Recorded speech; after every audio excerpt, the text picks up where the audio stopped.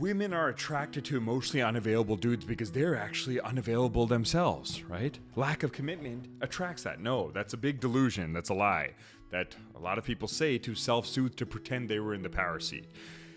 To not take into account the gender differences between men and women and how that looks. Physical unavailability for a woman equals emotional unavailability. Or let's not call it unavailability because that's not really the thing. It's selectivity, right? Women who are physically selective with their bodies get men who are emotionally selective with their hearts, who aren't Will Smith, right?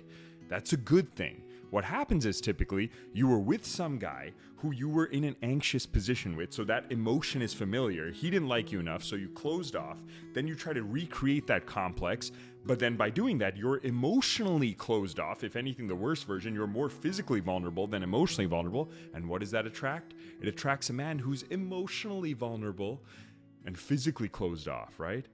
I'm do the crazy version of he can't get it up, etc. But what that really means is he doesn't have hardness in his brain to take plans, to take action. He doesn't create a space where you can truly feel like a woman. So no, it's not that you're unavailable so you create unavailability. It's that you're emotionally unavailable by getting hurt prior, which then gets a guy who's typically physically non-selective, aka a simp, and you don't want that. So we're going to develop and we're going to work through getting you to be emotionally vulnerable, through journaling. You're going to go to my Instagram and you're going to see the journal time highlights. We're going to start doing those things. We're going to soften you up like butter, baby.